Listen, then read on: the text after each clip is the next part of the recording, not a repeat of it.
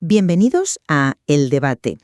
En este espacio de análisis y contraste de perspectivas, nos sumergimos hoy en una de las historias más fascinantes y, bueno, diría que sintomáticas del actual panorama corporativo y tecnológico.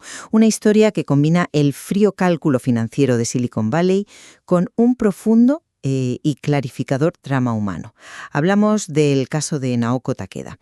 A ver, es muy probable que muchos de los que nos escuchan no la conocieran hasta leer el material que hoy nos ocupa, pero su decisión ha hecho temblar los cimientos del discurso oficial.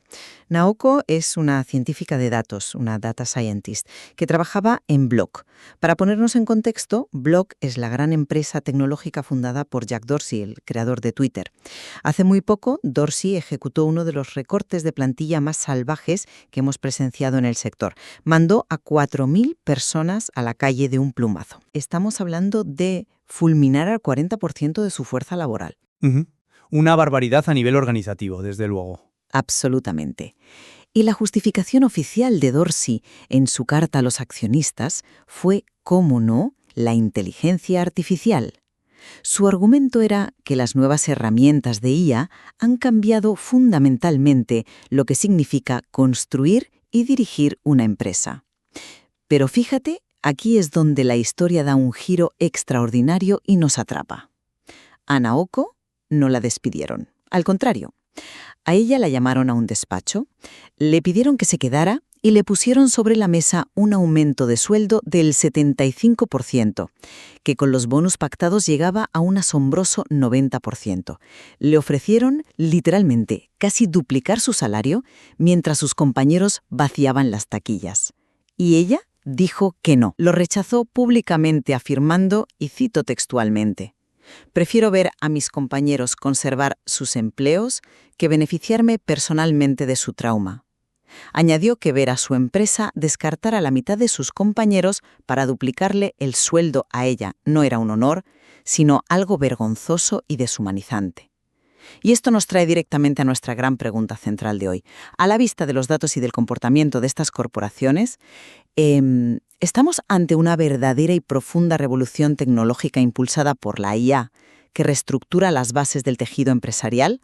¿O estamos presenciando el fenómeno del AI washing, es decir, una simple y cobarde excusa corporativa para ocultar una mala planificación financiera y aplacar a Wall Street? Yo lo tengo claro y estoy convencida de esto. Argumentaré que esto es un caso de libro de AI washing. Un recorte de costes vestido de futuro brillante para encubrir los errores de contratación masiva durante la pandemia. Bueno, es una pregunta monumental, sin duda, y yo lo abordo desde un ángulo distinto. Sostendré que a pesar de la innegable crueldad del proceso y de la admirable postura ética de esta empleada, ese aumento del 90% a un perfil técnico tan clave demuestra que sí existe un cambio estructural real, un cambio profundo y masivo hacia la IA en el núcleo operativo de las empresas. No es solo marketing, es una reestructuración tectónica.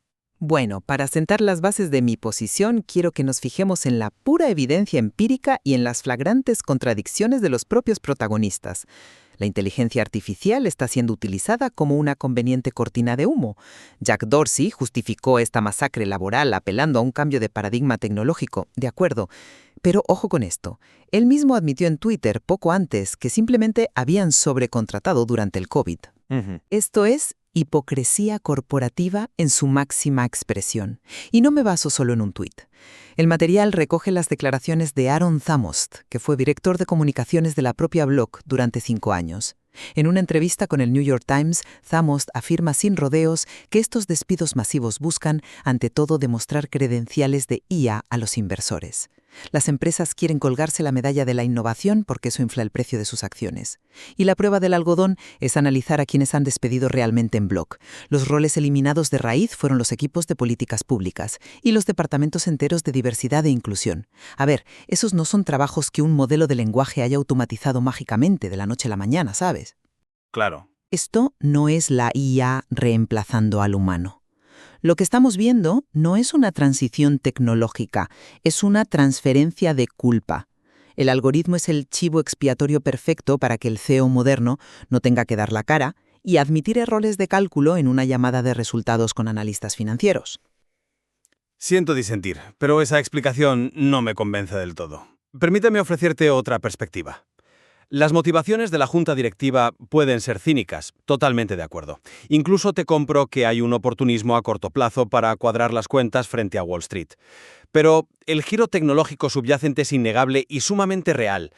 El error aquí es pensar que una cosa excluye a la otra. El hecho de que una empresa despida al 40% de su plantilla, pero simultáneamente intente retener a una sola científica de datos ofreciéndole casi el doble de su salario, nos está revelando en tiempo real la nueva anatomía del mercado laboral. Pero, ¿cómo va a ser una nueva anatomía? Si están echando a gente que nada tiene que ver con procesos automatizables, como la gente de recursos humanos o políticas públicas. Es que ahí está la clave.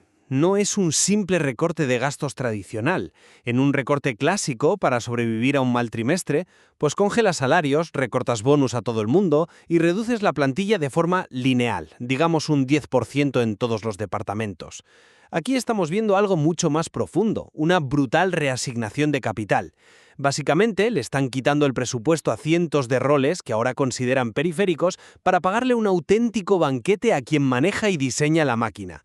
Los datos del texto nos dicen que en 2025 se produjeron 55.000 casos de despidos atribuidos directamente a la inteligencia artificial. Eso equivale a 489 empleos destruidos al día. Aunque a corto plazo parezca que las cuentas no cuadran, el hecho de que extraigan capital masivamente para concentrarlo pagando una prima exorbitante a los implementadores de algoritmos demuestra que las empresas están apostando su propia supervivencia a este cambio de paradigma. La transición es violenta, sí, pero te aseguro que no es una mera ilusión óptica para contentar a la bolsa. Entiendo por qué piensas eso, y tengo que admitir que el dato de los 55.000 despidos es abrumador cuando lo lees en frío. Pero déjame ofrecerte una perspectiva distinta sobre ese aumento del 90% en concreto. Creo que ese sobreprecio es el epicentro tanto de la moralidad como de la economía de este caso. Analicemos la intención real detrás de esa oferta desorbitada a Naoko. Como bien señala la fuente que estamos analizando, si la máquina de verdad hace el trabajo de 4 personas de forma eficiente y autónoma, porque necesitas pagarle el doble a la persona que se queda, las matemáticas básicas de una automatización exitosa no sostienen esto. Lo que Block estaba haciendo no era retribuir una nueva productividad mágica, estaba comprando silencios. Comprando silencios. Hombre, me pareció una lectura demasiado maquiavélica. Fíjate en cómo lo describe el texto. Estaban repartiendo dinero manchado de sangre. El mensaje de la empresa a Naoko no era «Oye, tu trabajo ahora vale el doble porque dominas la IA». El mensaje implícito era «Toma tu trozo del pastel, siéntate, cállate y mira hacia otro lado mientras 4.000 de tus compañeros recogen sus cosas en cajas de cartón». Se trata de pagar una prima enorme para que el empleado que sobrevive acepte el trauma organizacional y, sobre todo, valide la narrativa de la directiva. Es un soborno emocional, diseñado a medida para que los perfiles clave no cuestionen la ética de lo que está ocurriendo de puertas para adentro. A ver, sugerir que un aumento del 90% es un mero soborno emocional me parece que simplifica demasiado cómo funciona la arquitectura de sistemas en empresas tecnológicas gigantescas. La inteligencia artificial en su estado actual de desarrollo no funciona en el vacío. No es un electrodoméstico que conectas a la corriente, le das a un botón y empieza a dirigir la multinacional sola.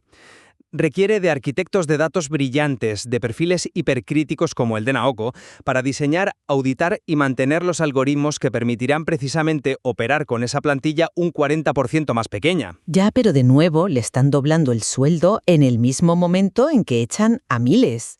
El momento exacto es sospechoso. No es sospechoso, es la ley de la oferta y la demanda en un momento de crisis estructural. Cuando Block elimina lo que desde su perspectiva puramente financiera consideran grasa corporativa y concentra todo ese capital en retener a un puñado de ingenieros, están reconociendo que el valor marginal de un buen científico de datos ha explotado. No le pagan el doble para que calle su conciencia, le pagan el doble porque saben perfectamente que si ella se va, la transición hacia ese nuevo modelo automatizado colapsa por completo. El poder de negociación ha basculado drásticamente hacia una élite técnica. El mercado simplemente está reaccionando y ajustando los precios de ese talento hiperespecializado.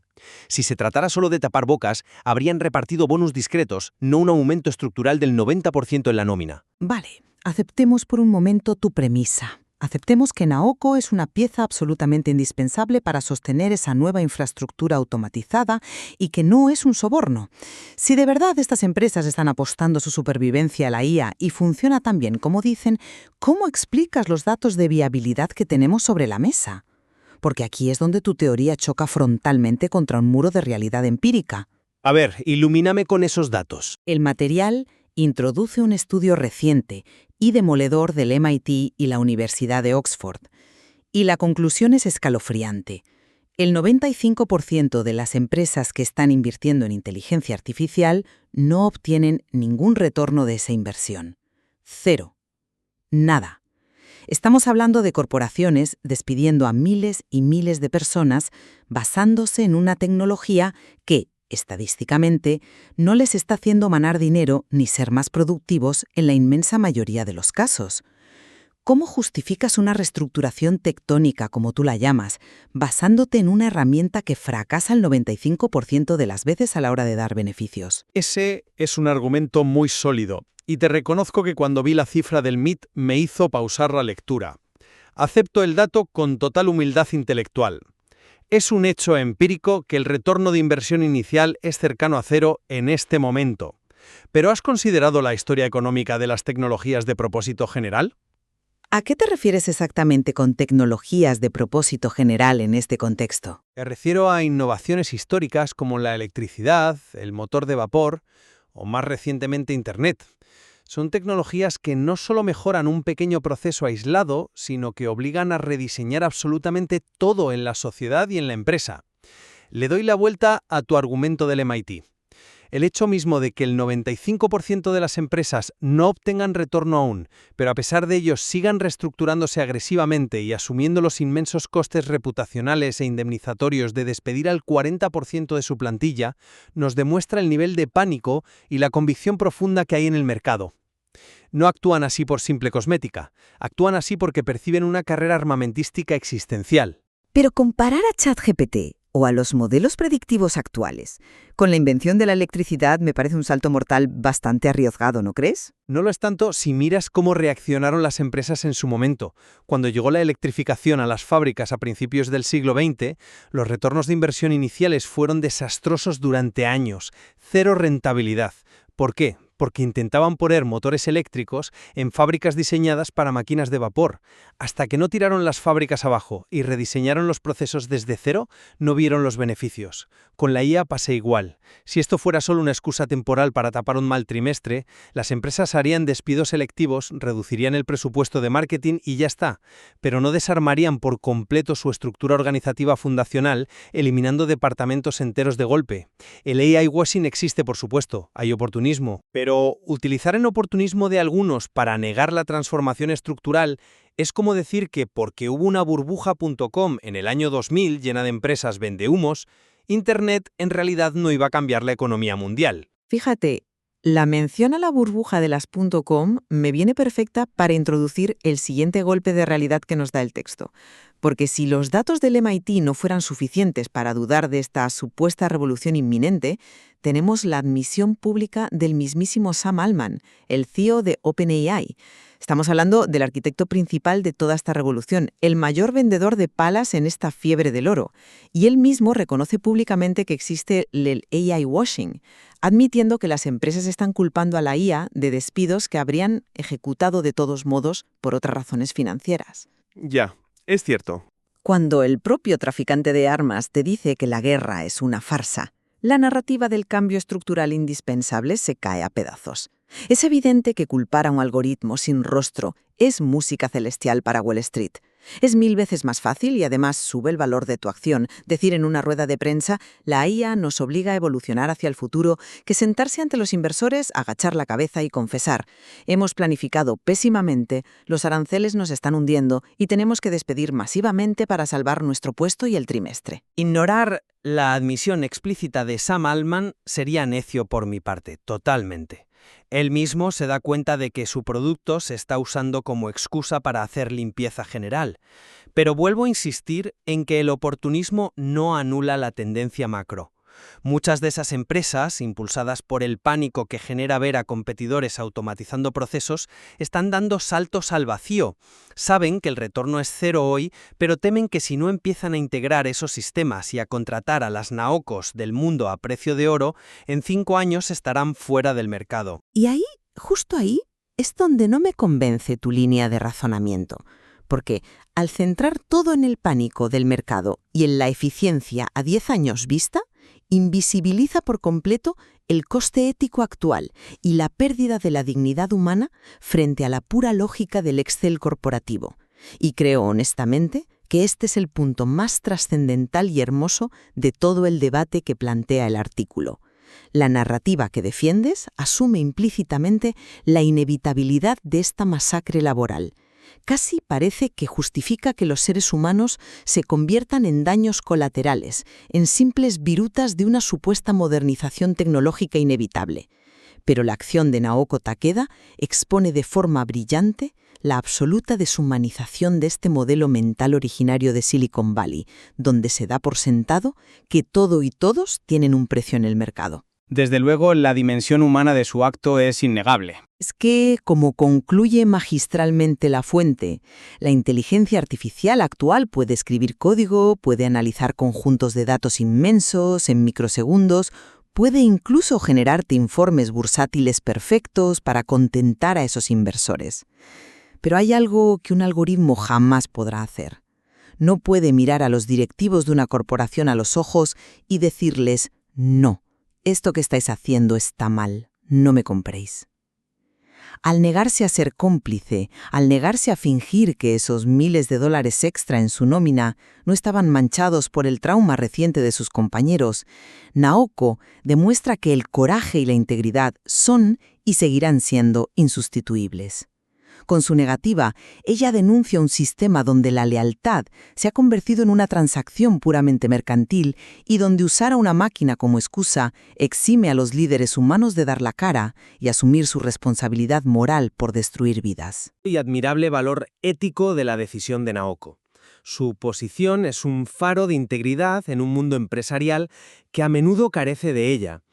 Y comparto plenamente la premisa de que las relaciones laborales son, ante todo y sobre todo, relaciones interpersonales, humanas, basadas en la confianza y el respeto mutuo. Sin embargo, y aquí es donde mi perspectiva analítica choca con el romanticismo de la historia, debemos separar la excepcionalidad ética de un individuo brillante de la fuerza macroeconómica subyacente que está transformando el mundo.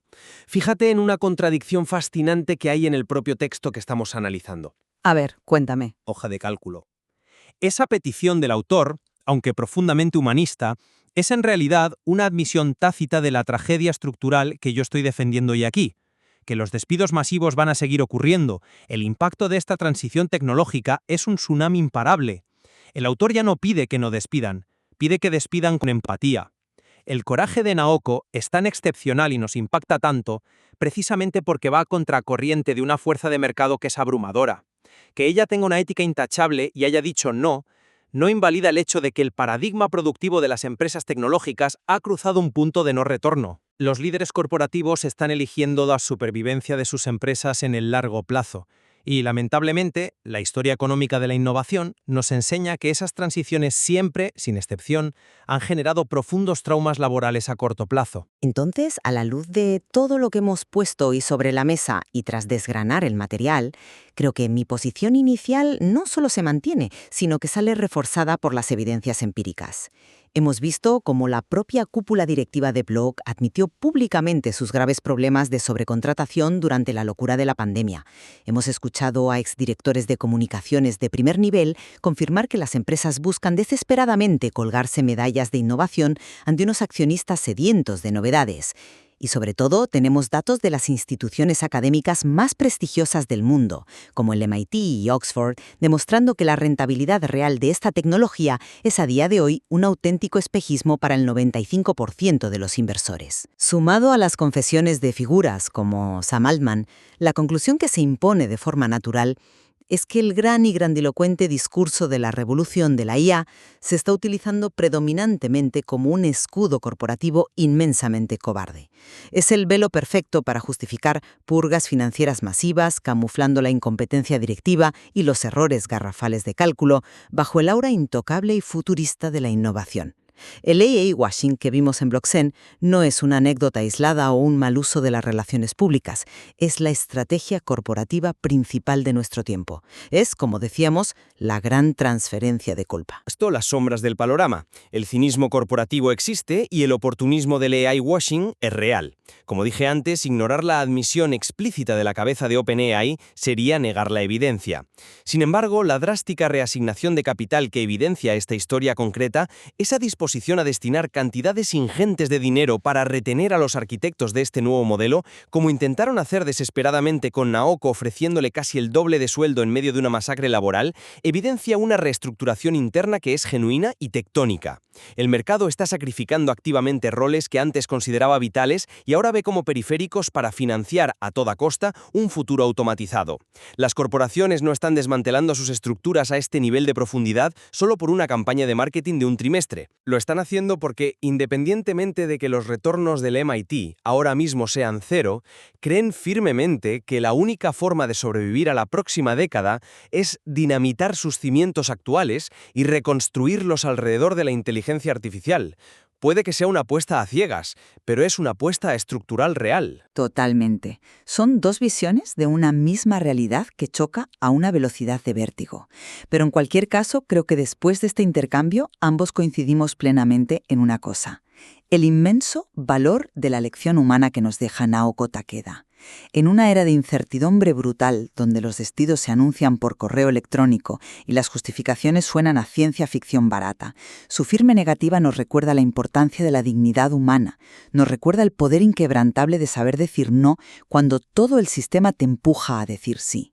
Es evidente que el impacto real de la inteligencia artificial en el futuro del mercado laboral es un laberinto tremendamente complejo, lleno de aristas éticas y económicas, y el material que hemos tenido el placer de analizar hoy apenas rasga la superficie de cómo los trabajadores y los algoritmos van a tener que convivir o competir en los próximos años. Así es, la intersección entre la ética personal, como la demostrada por esta científica de datos, y las enormes disrupciones macroeconómicas seguirá siendo sin duda el gran tema de nuestra época.